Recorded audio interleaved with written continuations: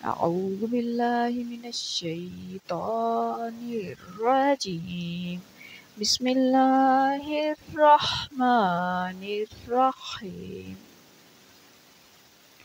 وحی کی جو 3 قسمیں ہیں ان کے آگے ہم مزید تفصیل پڑھ رہے ہیں، اور اس میں آج کا جو پوائنٹ، سب سے پہلا پوائنٹ ہے وہ یہ ہے کہ ایسا بلا واسطہ کلام جو کانوں پر نازل ہوتا ہے لیکن زبان کو بھی اس میں شریک کیا جاتا ہے۔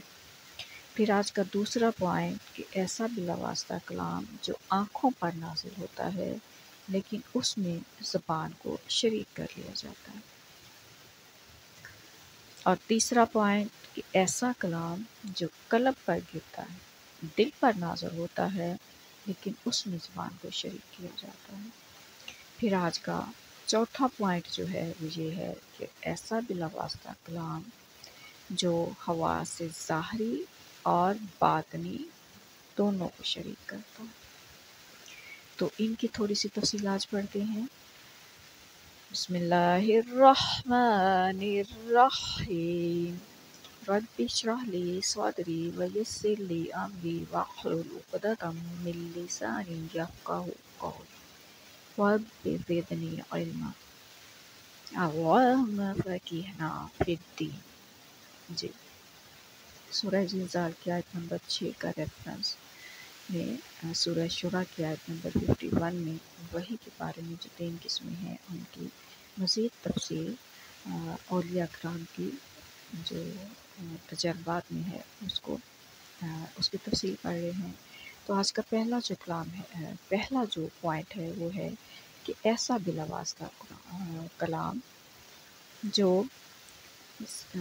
کانوں پر نازل ہوتا ہے، یعنی وہ کلام جو اللہ تعالیٰ کی طرف سے نازل ہوتا ہے صرف کانوں پر نازل نہیں ہوتا بلکہ زبان بھی اس کو دہراتی چلی جاتی ہے، اور جب ربوبیت کی یہ حالت جاتی رہتی ہے تو کان محسوس کر رہے ہوتے ہیں کہ ہم نے خدا تعالیٰ کا کلام سنا، اور ساتھ ہی زبان بھی اس بات کی گواہی دے رہی ہوتی ہے کہ مجھ پر اللہ تعالیٰ کا کلام نازل ہے۔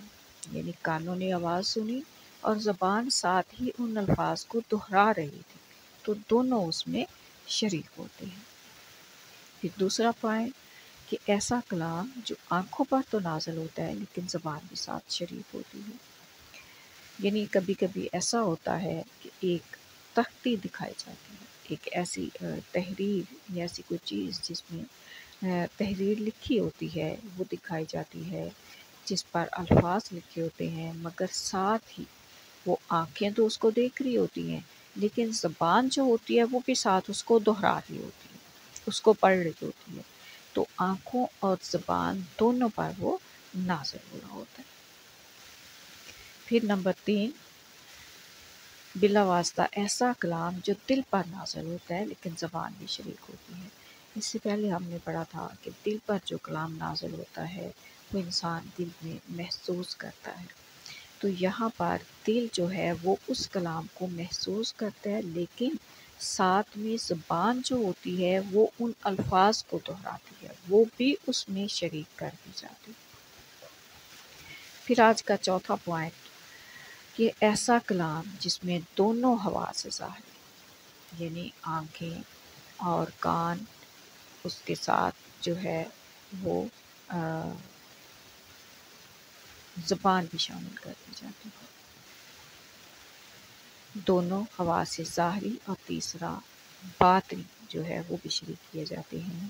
یعنی کہ کبھی اتنے جلال کے ساتھ اللہ تعالیٰ جو ہے وہ کلام نازل کرتا ہے کہ ادھر دل پر اس کا اثر ہو رہا ہوتا ہے، دل اس کو محسوس کر رہا ہوتا ہے، کان جو ہیں وہ اس کی آواز سن رہے ہوتے ہیں، اور پھر تیسری طرف جو زبان ہوتی ہے وہ اس کو دہرا رہی ہوتی ہے، دل بھی محسوس کر رہا ہوتا ہے اس کلام کو، کان اس کی آواز سن رہے ہوتے ہیں، اور پھر زبان جو ہوتی ہے وہ بھی اس کو دہرا رہی ہوتی ہے، یعنی کان اور زبان، اور تیسرا باطنی یعنی کہ باطنی حص جو ہے، دل کی جو حص ہے وہ بھی اسے محسوس کر رہی ہوتی ہے اور زبان دہرا رہی ہوتی ہے، تو تینوں جو حصے ہیں اس میں وہ شامل ہوتے ہیں۔ تو ایسا کلام بھی اللہ تعالیٰ کا ہوتا ہے۔ سبحان اللہ والحمدللہ۔ ہم یہ سب کچھ کیوں پڑھ رہے ہیں؟ کیونکہ ہمیں اس سے کیا فائدہ عام شخص کو؟ تو عام شخص کے علم میں اضافہ ہوتا ہے، ہمیں پتہ چلتا ہے کہ کس کس طرح سے وحی نازل ہوتی ہے، اور اللہ تعالیٰ کے وہ نیک بندے جن سے اللہ تعالیٰ ایک لفظ سے ایک سے زیادہ لفظ بھی جو ہے وہ ان سے کلام کرتا ہے، تو ان کے تجربات ہمارے سامنے آتے ہیں، جس سے ہمیں انسان کا ایمان بڑھتا ہے اور اس کے علم میں اضافہ ہوتا ہے، اور علم حاصل کرنا اللہ تعالیٰ کا بھی حکم ہے۔